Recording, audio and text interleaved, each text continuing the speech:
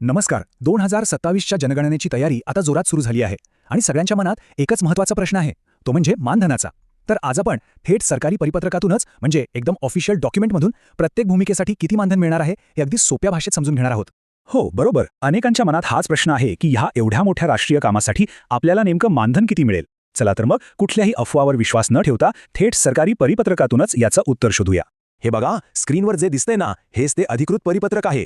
हे संपूर्ण जनगणनेच्या आर्थिक नियोजनाचा म्हणजे पैशांच्या हिशोबाचा पाया आहे. चला आता यातील प्रत्येक लहान मोठा तपशील आपण बारकाईने पाहूया.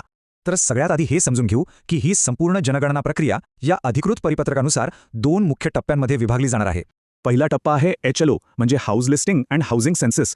सोप्या भाषेत सांगायचं तर सर्व घरं आणि इमारतींची एक पक्की यादी तयार करणं. आणि दुसरा टप्पा आहे PE म्हणजे पॉप्युलेशन एन्युमरेशन म्हणजेच प्रत्यक्ष लोकांची मोजणी करणं. हे 2 टप्पे नीट लक्षात ठेवा, कारण आपलं मानधन याच 2 टप्प्यांवर आधारलेलं आहे. चला आता येऊया सगळ्यात महत्त्वाच्या भागाकडे, म्हणजे थेट पैशांच्या गणिताकडे. जनगणनेमध्ये वेगवेगळ्या भूमिकांसाठी किती मानधन मिळणार आहे याचा आपण आता तपशीलवार आढावा घेऊ. सुरुवात करूया त्या लोकांपासून जे प्रत्यक्ष फील्डवर काम करणार आहेत, म्हणजेच प्रगणक आणि पर्यवेक्षक. खरं तर हेच या जनगणनेचा कणा आहेत. बघूया त्यांच्यासाठी काय तरतूद आहे. आता पुन्हा एकदा या सरकारी परिपत्रकावर लक्ष द्या. इथे स्क्रीनवर बघा, अगदी स्पष्ट लिहिलंय. टप्पा 1 म्हणजे घरांची यादी करण्याच्या कामासाठी मिळणार आहेत 9,000 रुपये. आणि त्यानंतर दुसरा टप्पा म्हणजे लोकसंख्या मोजणीसाठी मिळणार आहेत 16,000 रुपये. म्हणजे सरळ हिशोब आहे. दोन्ही टप्पे मिळून प्रत्येक प्रगणक आणि पर्यवेक्षकाला एकूण 25,000 रुपये मानधन मिळणार आहे. हा आकडा नीट लक्षात ठेवा. बरं, प्रगणक आणि पर्यवेक्षकांचं तर झालं. आता आपण प्रशासकीय पातळीवर काम करणाऱ्या वरिष्ठ अधिकाऱ्यांच्या मानधन रचनेबद्दल जाणून घेऊया. स्क्रीनवर जो तक्ता दिसतोय तो थेट परिपत्रकातूनच घेतला आहे. यामध्ये राज्य नोडल ऑफिसरपासून ते थेट वॉर्ड अधिकाऱ्यांपर्यंत प्रत्येक पदासाठी किती मानधन आहे याचा संपूर्ण तपशील दिलेला आहे. मागच्या स्लाइडवरची माहिती थोडी किचकट वाटू शकते, म्हणून आपण ती इथे या सोप्या तक्त्यामध्ये मांडली आहे. बघा, राज्य नोडल अधिकाऱ्यांसाठी सर्वाधिक म्हणजे 75,000 रुपये, तर चार्ज अधिकाऱ्यांसाठी 30,000 रुपये मानधन निश्चित करण्यात आलं आहे. हे काम फक्त मानधनावरच अवलंबून नाहीये. या कामासाठी मोठं तांत्रिक मनुष्यबळ आणि प्रशासकीय मदतही पुरवली जाणार आहे. ती कशी ते पाहूया. ही जनगणना पूर्णपणे डिजिटल असणार आहे, हे लक्षात घ्या. त्यामुळे या परिपत्रकात स्पष्ट म्हटलंय की वेगवेगळ्या प्रशासकीय स्तरांवर तांत्रिक कर्मचाऱ्यांची नेमणूक केली जाईल. त्याचाच हा तपशील या सरकारी आदेशात दिला आहे. हा तक्ता आपल्याला दाखवतो की प्रत्येक स्तरावर किती टेक्निकल स्टाफ नेमला जाईल. राज्य स्तरावर 4 टेक्निकल असिस्टंट आणि 2 MTC, तर वॉर्ड स्तरावर एका टेक्निकल असिस्टंटची सोय केली आहे. आणि या तांत्रिक कर्मचाऱ्यांचा पगार किती असेल, तर याच डॉक्युमेंटमध्ये लिहिल्याप्रमाणे तांत्रिक सहाय्यकांना दरमहा 25,000 रुपये आणि MTC म्हणजे मल्टीटास्किंग कर्मचाऱ्यांना 18,000 रुपये वेतन दिलं जाईल. आता बघूया इन्फ्रास्ट्रक्चरसाठी काय सोय आहे, म्हणजे राज्य, जिल्हा आणि स्थानिक पातळीवर आवश्यक सुविधा उभ्या करण्यासाठी किती निधी मंजूर झाला आहे.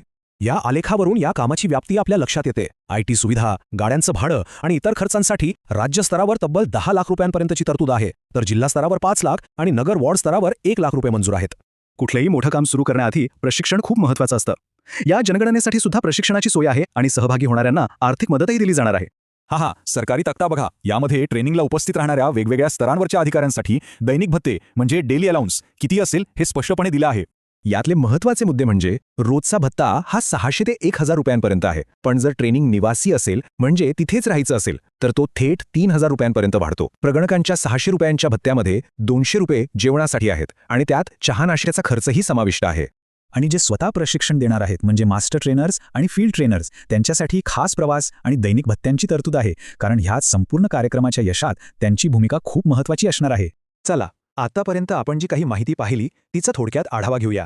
सगळ्यात महत्त्वाचे आर्थिक आकडे आणि या कामाची एकूण व्याप्ती काय आहे हे पुन्हा एकदा पाहू. तर हे आहेत ते प्रमुख आकडे जे जनगणना कर्मचारी आणि अधिकाऱ्यांनी लक्षात ठेवायलाच हवेत. प्रगणकांसाठी एकूण 25,000 रुपये, राज्य नोडल अधिकाऱ्यासाठी 75,000 रुपये, टेक्निकल स्टाफसाठी महिन्याला 25,000 रुपयांपर्यंत पगार आणि प्रशिक्षणासाठी 3,000 रुपयांपर्यंत दैनिक भत्ता. तर बघा, एवढा पैसा, एवढे लोक आणि सगळं काही डिजिटल. 2027ची जनगणना खरंच एक ऐतिहासिक घटना ठरणार आहे, यात काहीच शंका नाही. पण खरा प्रश्न हा आहे की या सगळ्याचा परिणाम काय होणार. भारताच्या डेटाचं म्हणजेच माहिती